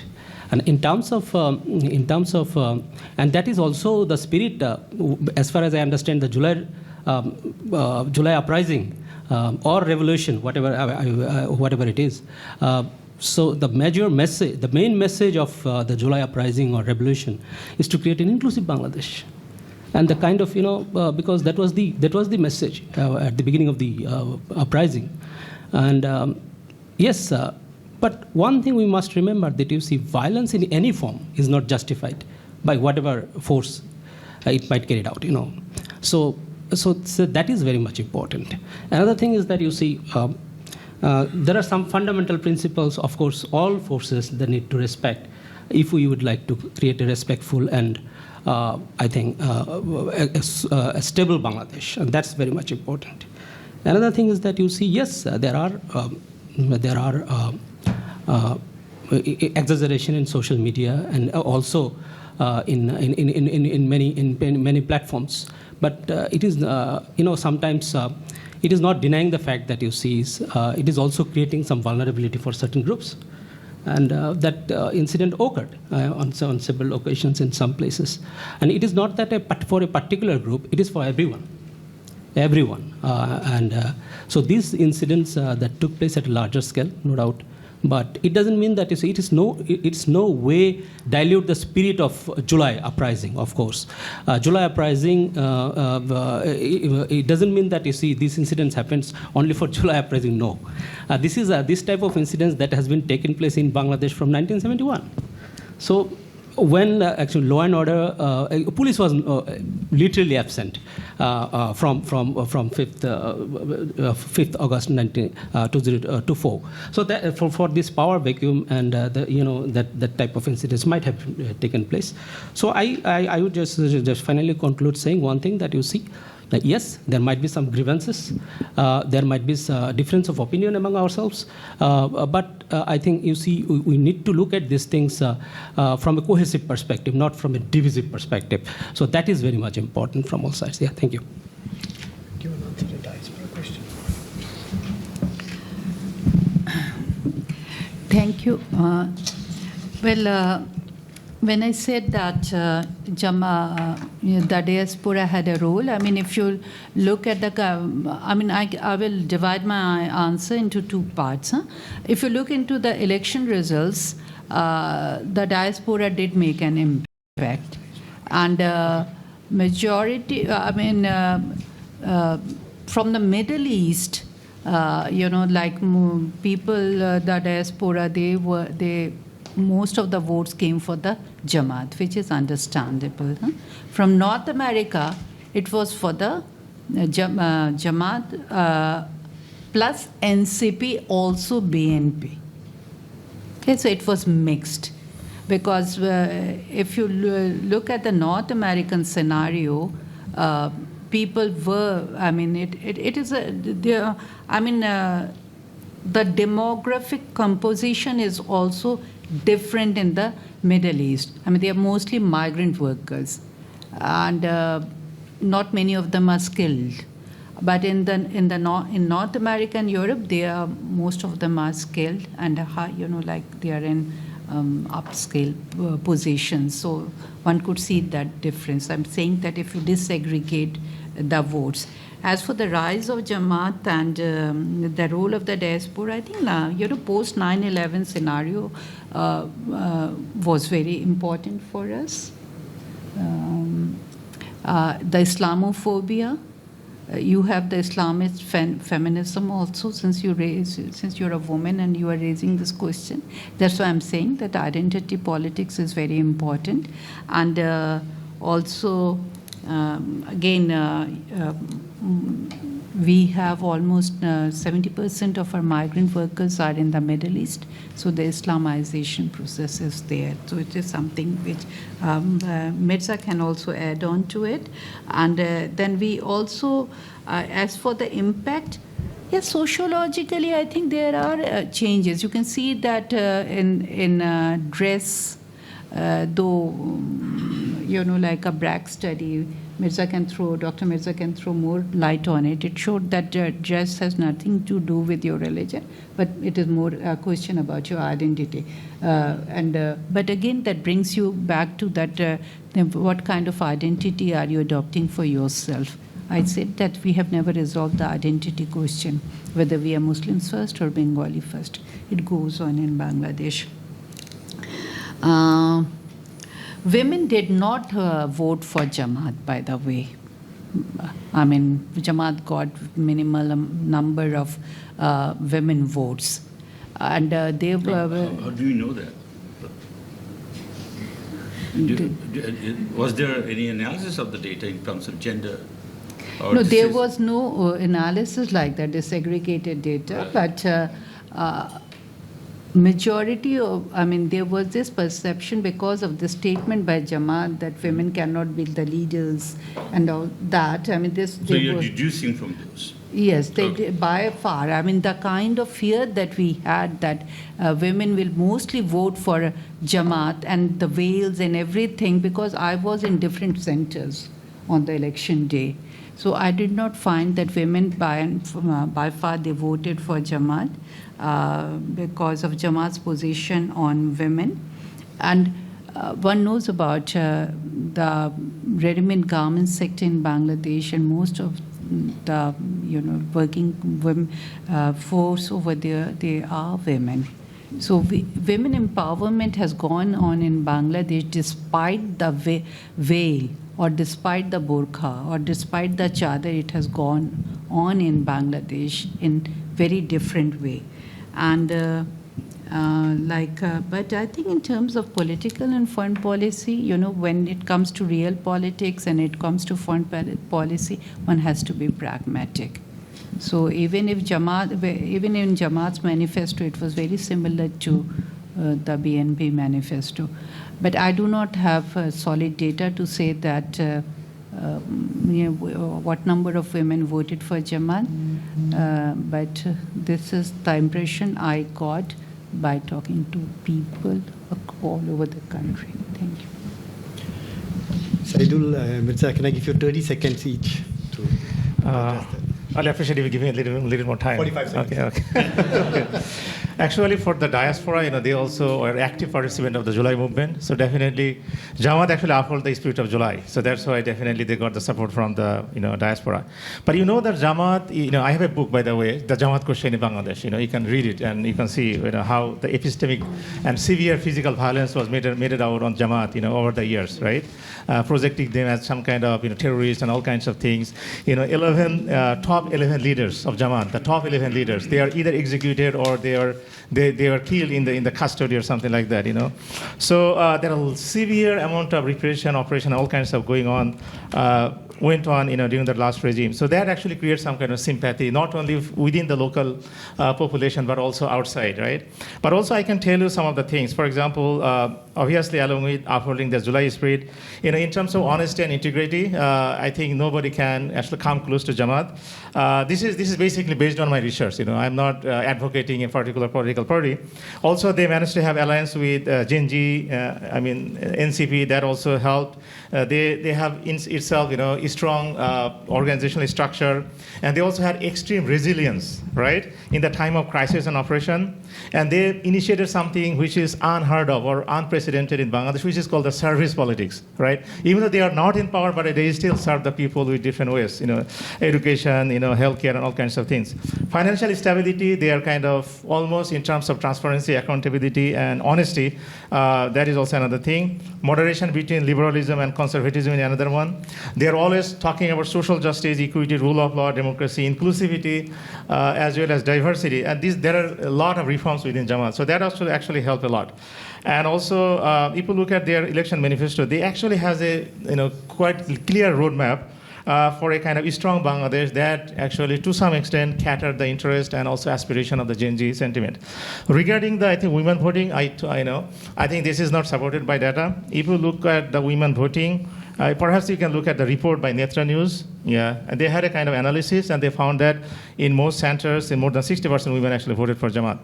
There is also some centers in Kumilla. How did you define that? How did you define this, that women are voting for Jamaat? Women voted for Jamaat. How did they find it? I mean, we don't have gender disaggregated data. I know, but they had a kind of analysis, And also another thing, in Kumilla, for example, there are certain areas which is only for the male, centers and female centers. In the female centers, Jamaat actually got, more vote than the, so around 60%. So I think... no, I think over here you have to bring in the rural-urban divide also. And also there are certain belts which are much more conservative. I think, but overall, you can see that I think there is a significant number. I think they actually voted for Jamaat. I think it becomes a kind of rhetoric that the women are not voting for Jamaat. This time actually changed the total landscape. Yeah. I know what we're going to be discussing over tea and coffee. Yeah. So can we keep this debate, because I want to hear this debate in a greater extent. So let me go back to the floor. I see two hands. Ivan, I saw yours first.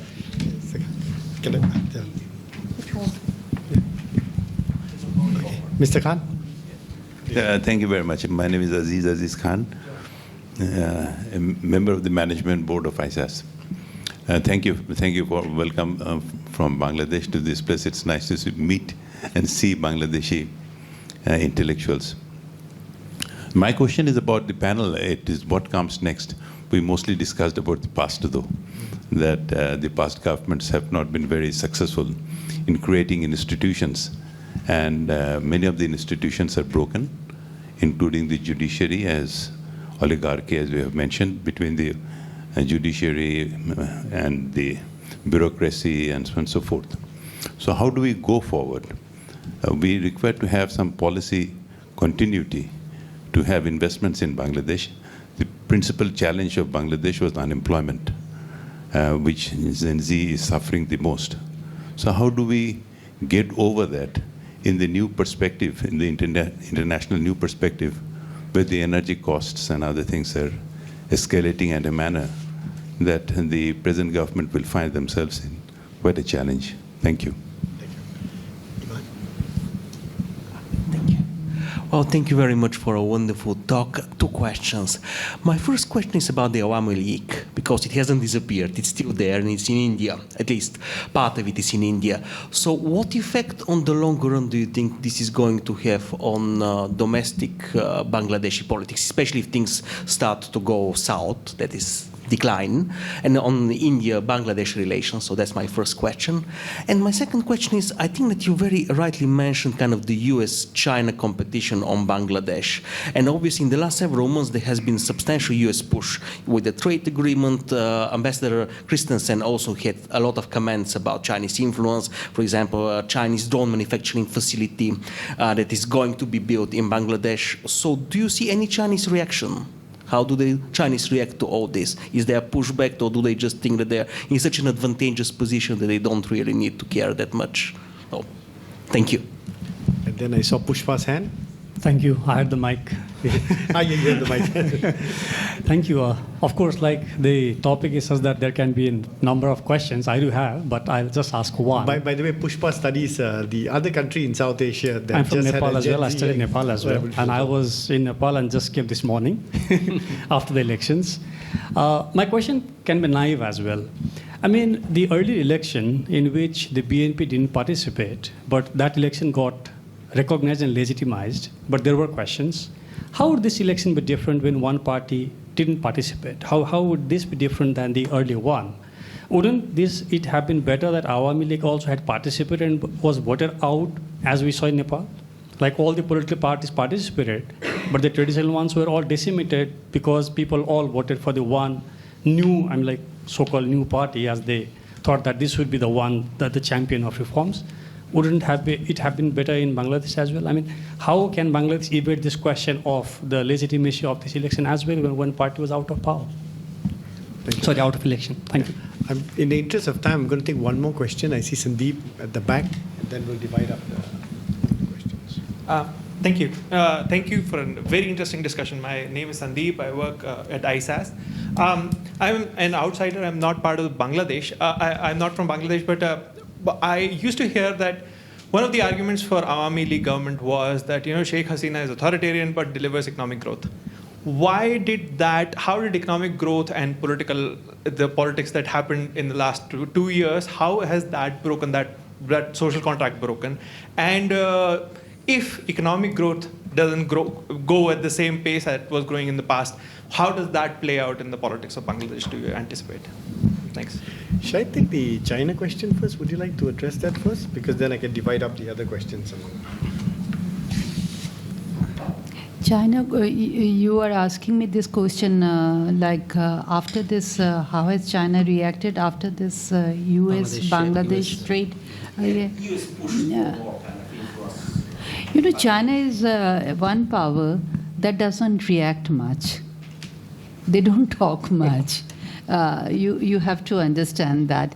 And it is one country that does not interfere in the domestic affairs of other countries. Its major interest is economic investment and trade, all these things. The Chinese vice president is due to visit Bangladesh, isn't it? And I've heard from, again, not very reliable, but I've heard that Tariq Rahman is also expected to visit China soon. So one has to, after Bhutan, he's supposed to go visit China. So China has not really given me any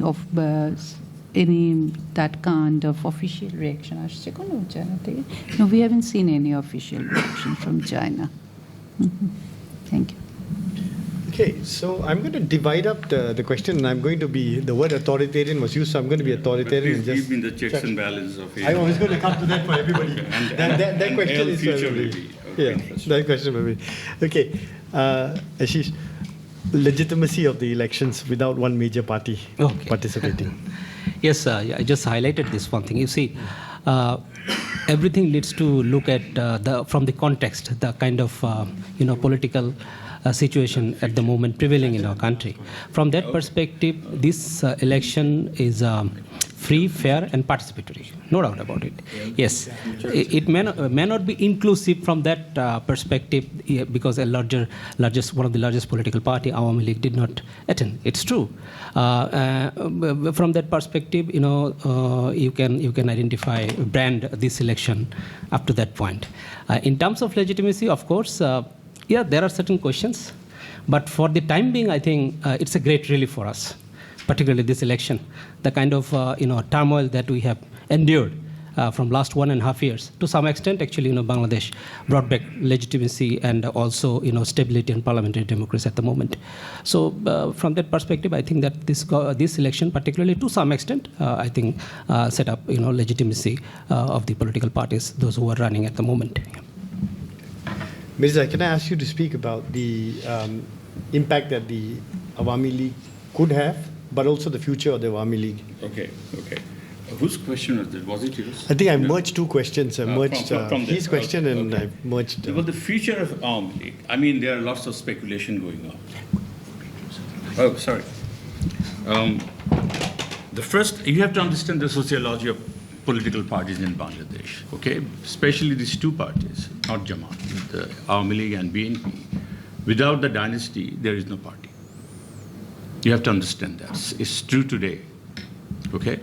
So the future of Awami League is tied with the rehabilitation of the dynasty, the members. Will they come back? Very unlikely, but anything can happen. Think of Philippines and think of Indonesia. They have come back. So anything can happen, but this is the big question, okay? But I've heard that, but it's not a gossip. It's in the newspaper also that Awami League is trying to get into the local government election slowly but steadily, and they trust BNP more than Jamaat, okay? So in terms of resistance, and then NCP too, they will resist. They will resist, and they have started resisting. So these are the future of Awami League. Very difficult to say, difficult path ahead, and without the dynasty, extremely difficult. And the question was again that the inclusivity of Awami League, and I would like to talk to him. Who was you asked it? Okay. Future of Awami League, I have said. No, sorry, inclusivity. Imagine the interim government allowed Awami League to come and participate in the election. Do you think Sheikh Hasina would have come back to Dhaka? Or her family members, or her top leaders who are sitting in Kolkata and Delhi? It's unthinkable. They wouldn't have gone. Because the IG couldn't have protected them, the interim government. The military couldn't have protected them. So this is the kind of little bit very speculative, theoretical question. In practice, it would have been impossible in practical reality. And with your permission on Nepal, did the Nepali ruling class, the entire party, ran away from the country in Nepal after the uprising? No. In Bangladesh, it did. So Bangladesh is different. We are going to a different trajectory completely. But this is very important academic question and policy questions that, the difference between Nepal, Bangladesh, and Sri Lanka. And we should be seriously working on the comparison, what happened with the same youth-led uprising, different kinds of outcome. Okay, Bangladesh is I wouldn't say, it's very repressing, we are talking about continuity, then rupture, then the old parties are in command, all those bad things. But, that's reality. We need to understand. Thank you. Can I just say something on that? Yeah, I'm going to ask you the next question, then you can add your answer to that. Okay. So I'm going to throw the question to you, if there was a Sandeep, about the legitimacy provided by development discourse, and how that's going to play out. I would like to talk a bit about the Awami question, right? Okay, that's very interesting. From the Gen Z perspective, basically, because for my book, I actually interviewed a lot of, Gen Z population, policymakers, and so on.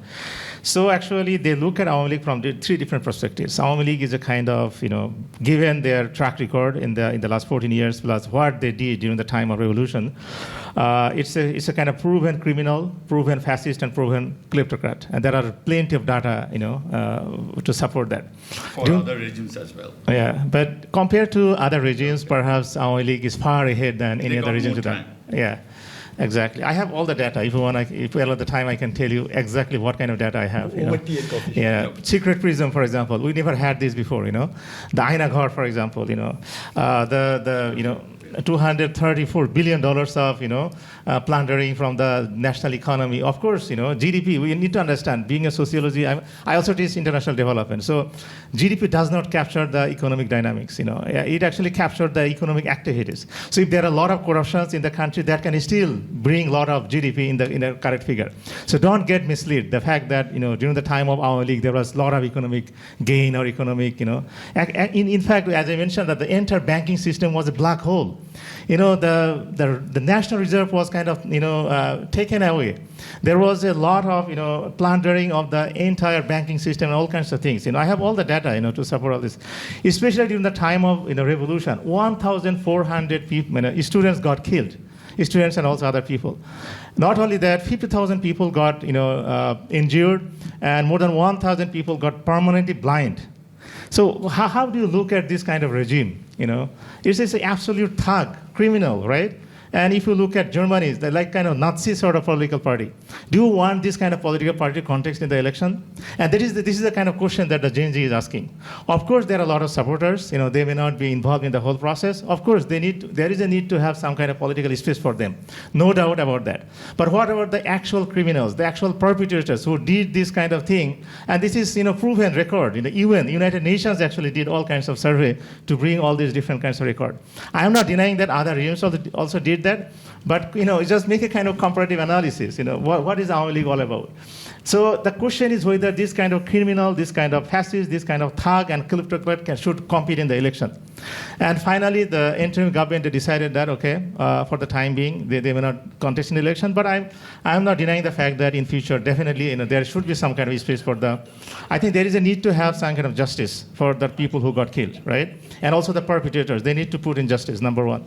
Number two, there should be some kind of truth and reconciliation kind of committee to make sure that the people who are not involved in the whole process of, all this violence and so on, I think they should be given some kind of space. But by the way, still now, Awami League never says sorry for the kind of misdeeds that they have done. We cannot deny that. So if they do not even confess the fact that, they have done this kind of thing to the nation, and you are now asking them to participate in the political party. So that is basically the main question that the Genji is asking. And I think we need to resolve this problem. I think with time, perhaps we can sit down and, I think the things can be resolved in near future. But I definitely advocate for the political space for all kinds of political parties. But of course, if somebody is criminal, they need to be dealt with differently. That is my position. Thank you. Okay, we started 3.5 minutes late, so I'll go on for 3.5 minutes more. But I want to come back to the question that Mr. Khan raised about, looking ahead. So I'm going to go around the table, and I would like you to, I'm not going to be fair, so I'm going to ask you to say one thing which you prioritize now, which is the most important thing that will lead to the brighter future and the development of the socio-political condition that you are seeking for. So what is that one thing? So I'll start with you. I think managing the overall economy, particularly the energy security of Bangladesh, this should be the first priority. Another thing is then unemployment. These two things, I think. And how do you think that can be dealt with? One thing is that, you see, energy security to some extent is also affecting our national security to a large extent. We cannot deny this fact that you see earlier yes, there are allegations, of course, corruption might have been taken place in a number of sectors. But one thing we can't deny the fact that you see in terms of energy, Bangladesh was self-sufficient. We do have a diversified sources of energy from various in various sectors, and we can also acknowledge the contribution of some of the leading companies, particularly Summit and other groups. Actually, they contributed in large number to make Bangladesh a self-reliant, energy development country. But from that perspective, right now, the way things actually now going on, I think to some extent this government need to find out some windows to rectify these measures, number one. Number two is that you see that the unemployment issue to some extent might have actually led to this Gen Z movement to a large extent due to this huge corruption. They may not get enough space within the public system. There is only one way to get a ladder in our system, only to get the service in the public sector. So you need to open up this private sector to a large scale so that people, particularly the young people, they can contribute productively. And that is one of the major thing, I think this probably the current government need to look at. Thank you. I think political stability, since you asked me one thing that I would want from this, we need political stability and political consensus. That is absolutely a must. Otherwise, other things follow. Thank you. Thank you. Okay. I'll link my question with his, my answer to his question, Mr. Khan's question. The most important for Bangladesh should be good economic governance, which we sorely missed for the last 16 years and also previously. And the solution lies with this, the July Charter, the complex forms of accountability, which will guarantee that the Prime Minister or the Finance Minister cannot just fire Bangladesh Bank's governor, cannot force Anti-Corruption Commission commissioners, who is extremely important constitutional body, that they're forced to resign. Those kind of things that I gave a long list. If you can control that, if you can clip the wing of the Prime Minister, that he or she cannot just do it, okay, then that sends good signals to the international investors. And you're a big investor, you know that, how critical it is to have certainty, to have rule of law, especially in the domain of economic governance. and the contracts and so on. Thank you. Okay. Saidul, over to you to wrap us up. Okay, I think to summarize, basically what I need to see is kind of implementation of the July Charter, and that will solve most of the problems. Especially July Charter has a lot of things. For example, the end of executive dominance, you mentioned. Then the credible and neutral elections. Elections are always flawed in Bangladesh, and that will solve the problem. A strong parliamentary democracy, okay, giving more voice and space for the opposition parties as well. Rule of law and judicial independence, that is also crucially important. And finally, right-based democratic state. And this is basically, these are some of the key ingredients of the July Charter. If July Charter is implemented, then definitely Bangladesh will be kind of a model state for the, in future, and it will be, looked for by many other countries across the world. Thank you. Thank you. Thank you so much. I have to call a close to the panel itself, but we will continue the discussion and the debate outside. And please join me in thanking the speakers for their insights, for also arguing their case, which I really appreciated. And there's lots more to talk about. So please join me to thank them all. And again, please also join me to thank our co-organizers, KAS. It's a fantastic working relationship which will continue and grow. So please join us outside. Thank you so much. Thank you.